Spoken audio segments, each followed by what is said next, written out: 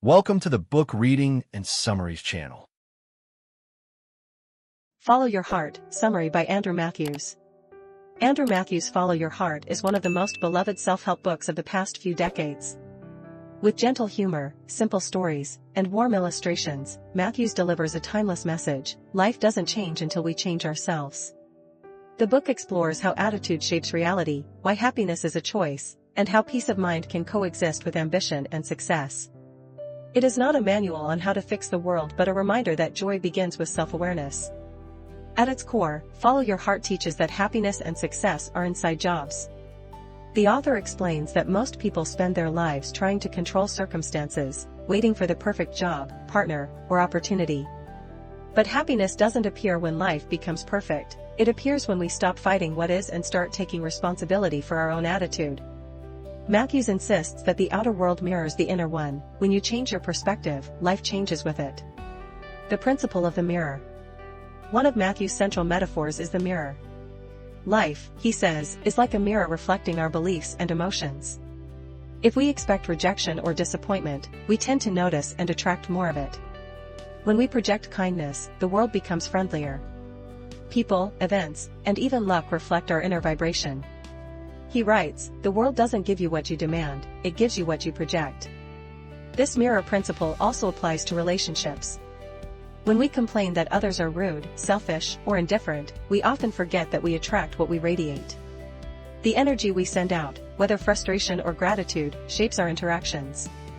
Matthews recounts stories of people who realized that their constant criticism and self-pity pushed others away, while a shift toward appreciation brought warmth back into their lives. The key, he says, is to look inward before blaming outward. Happiness is a decision. Matthews rejects the idea that happiness depends on conditions. Many people say, "I'll be happy when I get the promotion," or "I'll relax when life is stable." Yet, as soon as one goal is achieved, another worry appears. Matthews suggests that happiness works in reverse. We don't become happy after success, we become successful after happiness. The mind works best when it's positive and grateful. He illustrates this with stories of individuals who learned to be content in the middle of uncertainty, people who smiled at setbacks instead of cursing them. Happiness, he explains, is not the absence of problems but the ability to deal with them gracefully. When we treat every event as an opportunity to grow, we shift from victimhood to empowerment. You don't attract what you want, you attract what you are. This statement encapsulates Matthews' philosophy. People often wish for love, wealth, or peace, but they forget that the law of life responds to identity, not desire. Wanting happiness while feeling miserable only attracts more misery.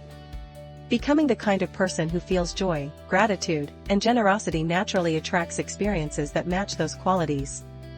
He uses the analogy of radio frequencies. If you want to hear classical music, you can't stay tuned to a heavy metal station.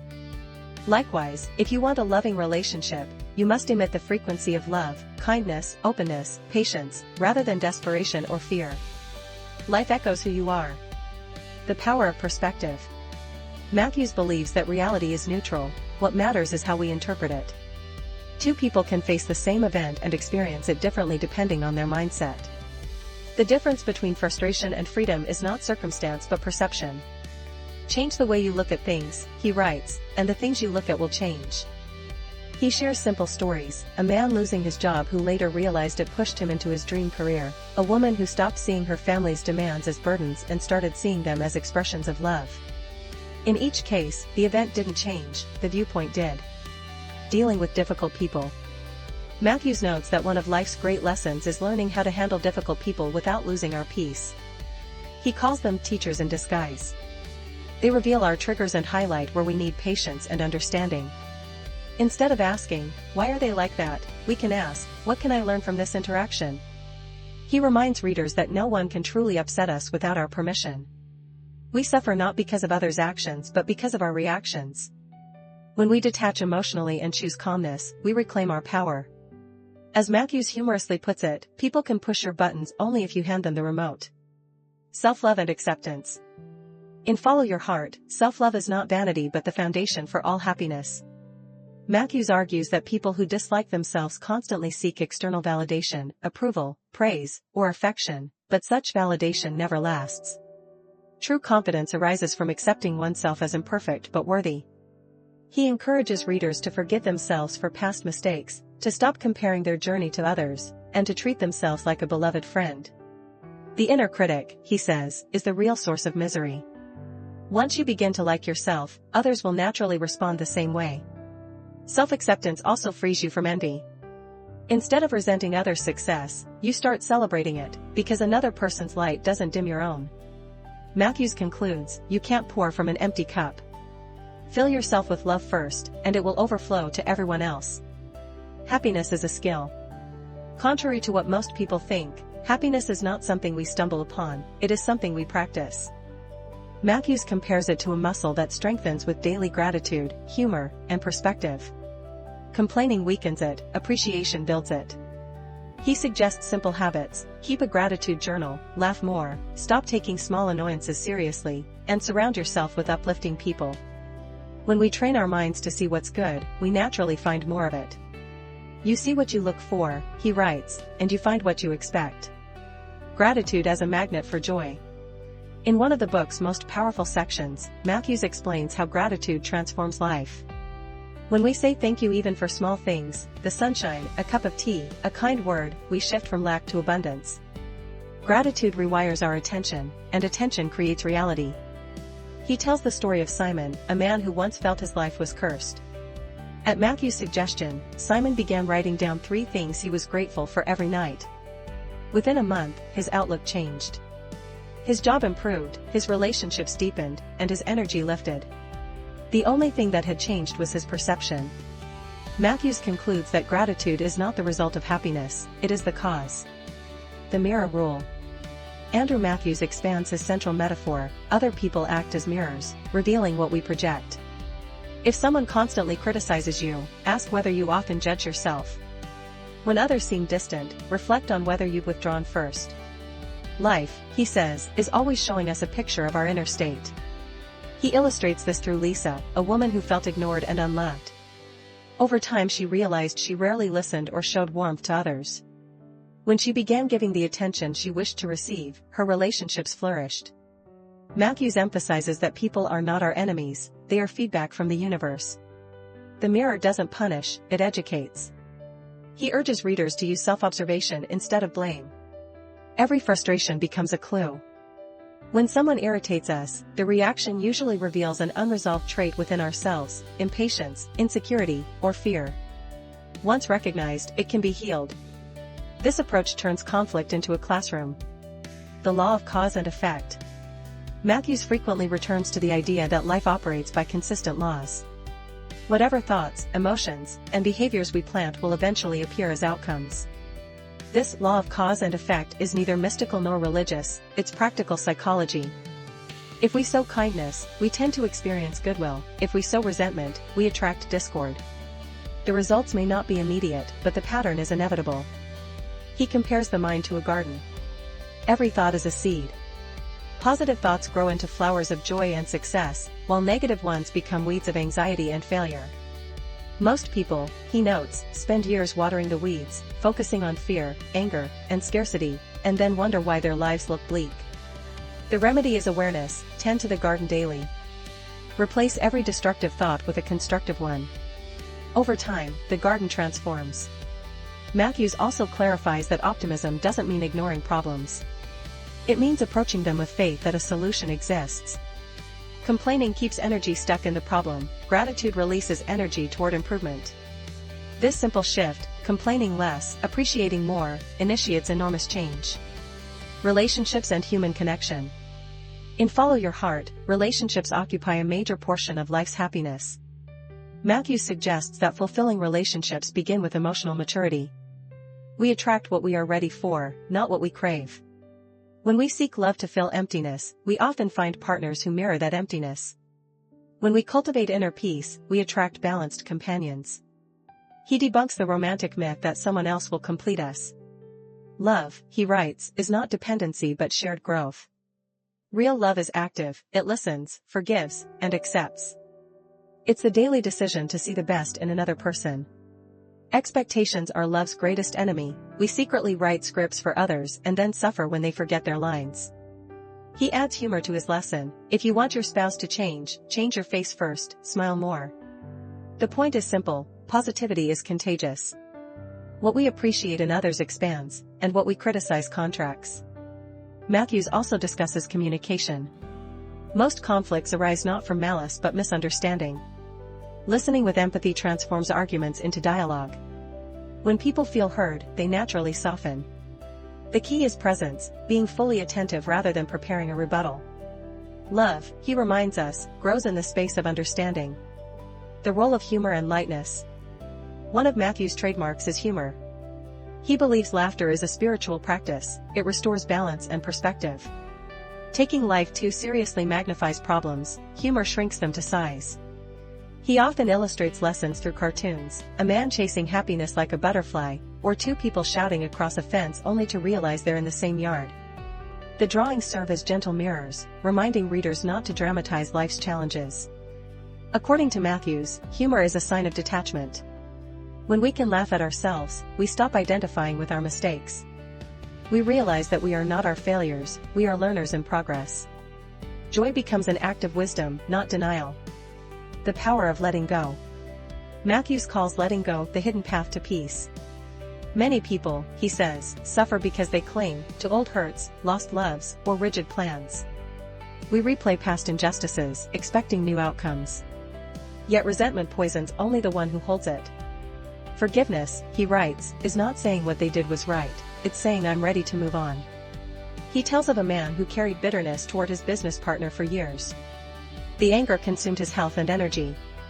When he finally chose to forgive, not through words, but by releasing the mental replay, he felt lighter within days. The situation didn't change, he did. Freedom, Matthews reminds, begins in the mind. Letting go also applies to control. We often believe happiness requires controlling people and outcomes. But life rarely follows our script. The more we resist what is, the more tension we create. Surrender doesn't mean giving up, it means trusting that events have purpose even when we can't see it. You can't start the next chapter, he writes, if you keep rereading the last one. Redefining success. In a society obsessed with status, Matthews offers a refreshing definition of success. True success, he says, is not measured by possessions or applause but by peace of mind. It's waking up excited about the day and going to bed grateful for it. Many people chase wealth hoping it will bring happiness, yet they end up exhausted and empty. Others find joy in modest circumstances because they live with purpose and integrity. He cites examples of individuals who left prestigious careers to pursue what they loved, teaching, art, volunteering, and discovered fulfillment. Success is doing what you love in service to something larger than yourself. It's aligning daily actions with personal values. Matthews warns that comparison is the thief of contentment. When we measure ourselves against others, we lose connection with our own path. Each person's timing is different. The tree doesn't compete with the flower, both bloom in their own season. Your life, he writes, is not a race, it's a work of art in progress. Gratitude as the foundation of success. Matthews ties gratitude to achievement. People who are thankful radiate confidence and attract cooperation. Those who complain repel support. He notes that gratitude sharpens awareness of opportunities. When we appreciate small blessings, we notice bigger ones. Gratitude also reduces fear, it focuses attention on abundance rather than lack. In this mental state, creativity flows. He quotes an old proverb, before enlightenment, chop wood, carry water, after enlightenment, chop wood, carry water. Success doesn't change life's routines, it changes how we feel about them. Washing dishes or writing reports can become acts of gratitude when we see them as privileges, not chores. The balance between ambition and peace. Matthews rejects the false choice between ambition and serenity. Many assume that to be peaceful, one must give up goals. He argues the opposite, the most effective people are those who act with calm focus, not anxiety. Stress blocks inspiration, relaxation opens it. Peaceful effort produces better results than frantic struggle. He calls this joyful ambition.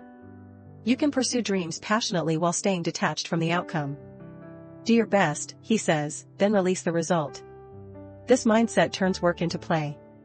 Contentment doesn't stop ambition, it makes ambition joyful. Faith in the bigger picture. Throughout the book, Matthews subtly introduces the idea of faith, not necessarily religious faith, but trust in the intelligence of life. He believes that events unfold with meaning even when unseen. Disappointments often redirect us toward better paths. Looking back, many people realize that what they called failure was preparation for success. He advises cultivating patience with life's timing. When things don't go as planned, instead of saying "why me," try "what for?" This question shifts attention from resentment to learning. The universe, he suggests, is not punishing us but teaching us to grow. Living in the present moment. Finally, Matthews emphasizes living in the now. The mind's favorite tricks are regret and worry, dwelling on the past or fearing the future. Yet the present moment is where joy exists. He invites readers to practice mindfulness, notice the warmth of sunlight, the taste of food, the sound of laughter. Simple awareness dissolves anxiety. He writes, "You can't be unhappy and fully present at the same time." The moment you immerse yourself in the present, problems shrink to their real size. Life becomes manageable and even beautiful. Practical applications of change. Andrew Matthews transitions from philosophy to practice, explaining that self-awareness must lead to action. Change, he emphasizes, doesn't come from reading books alone, it requires daily application. He encourages readers to start with small, consistent shifts in thought and behavior. Each positive action reinforces the next, creating a cycle of improvement. Matthews presents the idea that transformation begins with self-observation. Notice what you repeatedly complain about, and you'll identify what needs to change within you. Life keeps sending the same lessons until we learn them. Every frustration is a teacher, and avoidance only prolongs discomfort. He provides practical exercises. Replace negative self-talk with empowering statements. Each night, write down 3 things you're grateful for. Treat everyone you meet as if they are important, because they are. When feeling down, do something kind for someone else. According to Matthews, these practices reprogram the subconscious mind. Over time, they alter emotional patterns and attract more fulfilling experiences. The key is consistency, not perfection. Stories of transformation. The book is filled with real-life stories illustrating his ideas. One story tells of a woman named Karen who constantly felt unlucky in love. After several failed relationships, she concluded that men were untrustworthy. Matthews encouraged her to change her inner narrative, to focus on becoming a loving, confident person rather than seeking validation. Within months, she met someone who reflected her new mindset. Another story features Tom, an executive who blamed colleagues for his stress. Through self-reflection, he realized his perfectionism was the real source of tension. When he learned to delegate and laugh at mistakes, his team became more cooperative. The circumstances didn't change, he did. Matthews uses such anecdotes to illustrate that external peace always follows internal clarity. He often reminds readers that these transformations are not miraculous but natural consequences of mental shifts. Life responds to our vibration. When we radiate gratitude and openness, we become magnets for support. When we emit resentment or fear, life mirrors that back.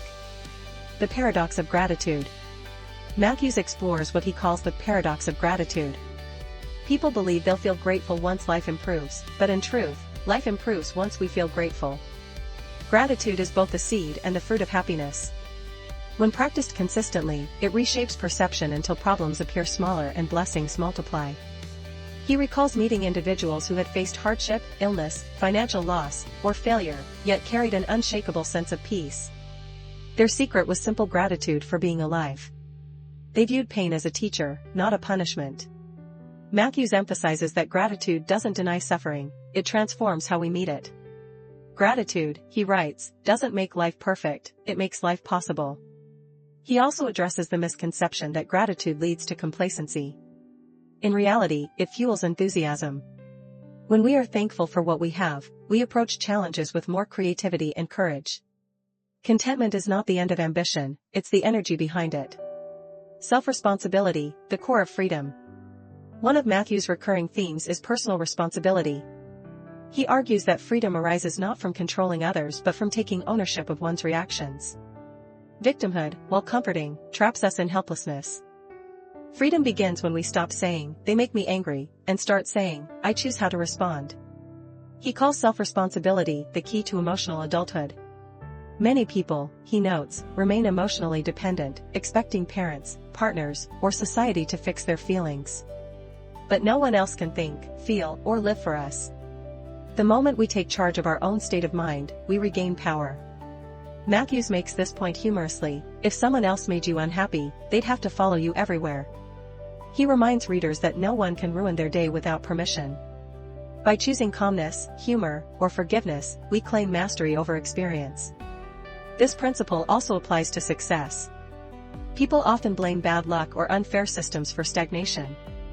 While external factors exist, the real determinant is mindset. Resilient individuals adapt, complainers stay stuck. Taking responsibility doesn't mean self-blame, it means reclaiming creative power. Dealing with failure. Failure, Matthews insists, is not the opposite of success but part of it. Every achievement is built on mistakes. He encourages readers to redefine failure as feedback. Instead of saying, "I failed," say, "I learned what doesn't work." This shift turns shame into curiosity. He recounts stories of artists, entrepreneurs, and athletes who succeeded because they refused to quit after setbacks. The difference between winners and losers is not talent but attitude. Winners see problems as puzzles, losers see them as prisons. Matthews also addresses perfectionism, the fear of making mistakes. Perfectionists delay action, waiting for the flawless moment. But growth requires movement, not mastery.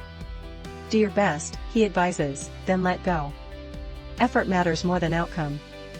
Ironically, those who release anxiety often perform better because they are relaxed and open to inspiration. The power of imagination. A crucial tool for change, Matthews explains, is imagination. What we visualize repeatedly becomes emotionally real. The subconscious mind doesn't distinguish between vivid imagination and reality, it acts on dominant pictures. That's why athletes rehearse victories mentally before competitions. He recommends visualizing desired qualities rather than specific outcomes. Instead of imagining a particular job or partner, picture yourself confident, calm, and loving. This approach focuses on identity rather than dependency. When you embody the energy you seek, life arranges details accordingly.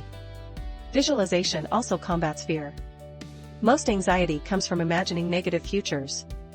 By replacing those mental movies with empowering ones, we recondition emotion.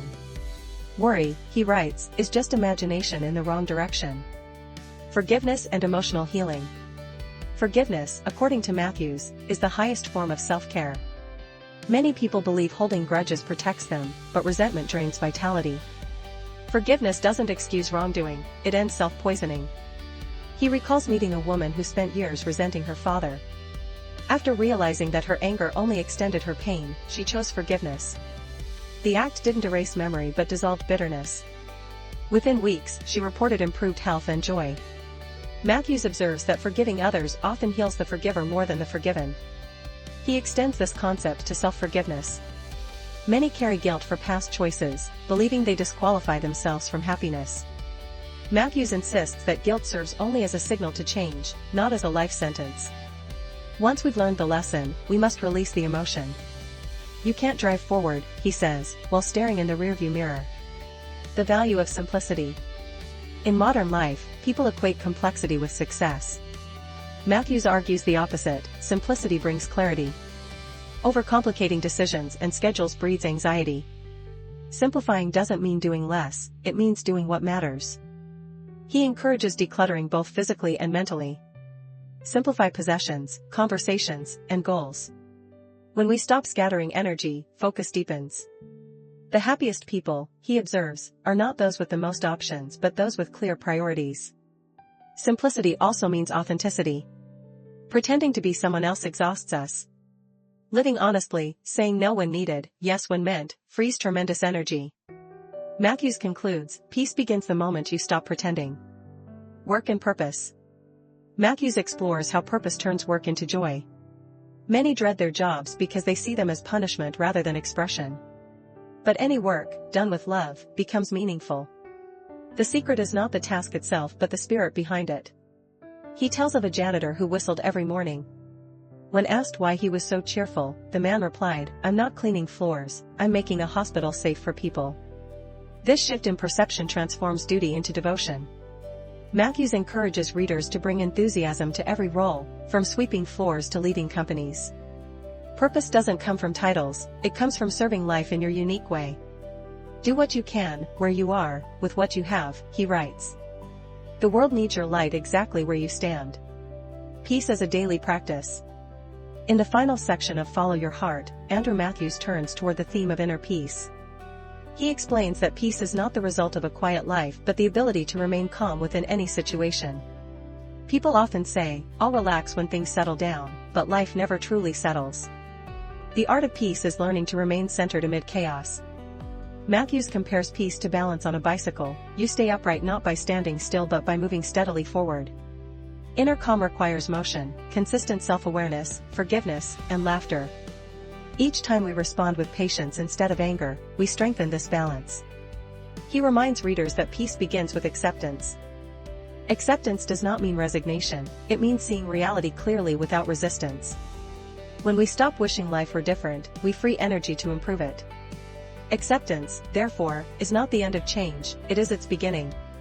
The role of creativity and play. Matthews views creativity as a natural extension of joy. When we are relaxed and happy, we become more inventive. Creativity thrives in freedom, not fear. Many people block inspiration by worrying about mistakes or judgment. To create anything meaningful, art, business, or relationships, we must risk imperfection. He encourages approaching life playfully. Children learn faster because they treat discovery as a game, not a test. Adults, burdened by expectations, forget to play. Matthews insists that laughter and curiosity are not luxuries but necessities for spiritual health. The world, he writes, belongs to those who can still laugh at themselves. Through this lens, even problem-solving becomes a form of play. When we treat challenges as puzzles instead of punishments, creativity awakens. Stress narrows vision, joy expands it. By staying lighthearted, we remain open to unexpected solutions. Detachment and trust. A recurring spiritual lesson in the book is detachment, the ability to give one's best effort while releasing control over the outcome. Matthews distinguishes detachment from indifference. Indifference is apathy, detachment is confidence in life's wisdom. It means trusting that events unfold as they should, even if they defy our plans. He uses the metaphor of planting seeds. We can prepare the soil, water the ground, and nurture the plant, but we cannot force it to grow faster. Similarly, we can do our best in work and relationships but must let results unfold naturally. Anxiety, he says, is a form of arrogance, it assumes we know better than life's timing. Faith, on the other hand, allows rest after effort. Matthews observes that people who practice detachment often achieve more because they act from clarity, not desperation. They are flexible when plans change, patient during delays, and grateful for whatever arrives. Detachment, paradoxically, leads to greater success and serenity. Spiritual growth through daily life. While Follow Your Heart is not a religious book, it carries a deeply spiritual tone. Matthews presents spirituality as awareness, the recognition that life is larger than personal desires. Every experience, pleasant or painful, serves the evolution of consciousness. The purpose of life, he suggests, is to learn how to love more freely and live more lightly. He encourages seeing divinity in ordinary moments, a conversation, a mistake, a sunrise. Spiritual growth is not reserved for monasteries, it unfolds in traffic jams, grocery lines, and family dinners. Every irritation offers a chance to practice patience. Every disappointment tests faith. Matthews gently reminds readers that they are already on the right path. There is no need to chase enlightenment, it appears whenever we choose kindness.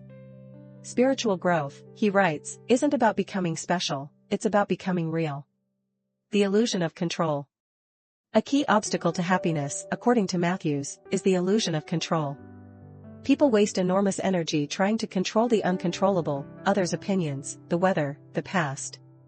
He proposes focusing only on what we can influence, thoughts, actions, and attitude. This shift restores power to the individual. He shares a humorous example of a man who spends hours shouting at traffic but never moves faster. The lesson: frustration changes nothing but your mood.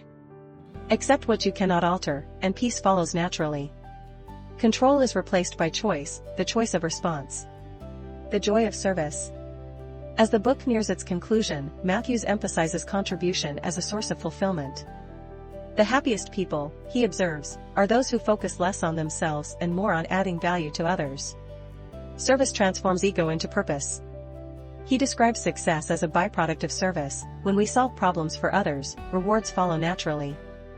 This doesn't mean self-sacrifice, it means alignment between passion and contribution. Whether teaching, healing, or creating art, serving others connects us to something larger than personal gain. Matthews believes this principle also deepens relationships. When we approach loved ones with the intention to give attention, care, understanding, love multiplies. Expectation divides, giving unites. If you want love, he writes, be love. Living with integrity. Integrity, for Matthews, is the alignment between thought, word, and action. When we act from integrity, we sleep peacefully. Dishonesty, whether toward others or ourselves, creates internal conflict. Living truthfully simplifies life because we no longer juggle masks. He advises listening to intuition, that quiet inner voice which always knows the right direction. Intuition is often subtle but persistent, ignoring it leads to confusion. Following it may not guarantee comfort, but it guarantees peace. When your heart and your actions agree, he says, life becomes effortless. The journey, not the destination. Matthews concludes that happiness is not found at the end of the journey but along the way. People postpone joy, waiting for the promotion, the vacation, or the perfect relationship. Yet, when they arrive, they immediately chase something else. The pattern never ends until we learn to enjoy the present. He likens life to a painting in progress. Each brushstroke, every mistake, success, and detour, adds depth and color. There is no final masterpiece waiting somewhere, the masterpiece is being painted now. The secret, he writes, is to love the process. Final lessons, changing ourselves, changing the world. The essence of follow your heart lies in one truth, outer change follows inner change. We cannot reform the world by anger or control, we reform it by embodying the qualities we wish to see. Peaceful people create peaceful homes, and peaceful homes create a peaceful world. Matthews encourages readers to begin small, smile more, complain less, forgive faster, and listen deeper. Each act of kindness ripples outward. He believes that happiness is not selfish, it's contagious. When you are joyful, you inspire others to rise. He closes with a reminder that life will never be free of challenges, but it will always reflect your growth. Problems do not disappear, you simply outgrow them. Change, therefore, is not about becoming someone else but becoming more of who you truly are. When you change the way you see yourself, the world changes with you. Andrew Matthews, follow your heart. Overall message. Follow your heart is both gentle and profound. Its humor and simplicity hide deep wisdom, that life is a mirror, gratitude is power, and happiness is a choice. Matthews' philosophy blends psychology, spirituality, and practicality into one timeless message, that peace and success begin not in the world, but in the mind and heart of the individual. Subscribe to the channel to motivate us to create more useful videos.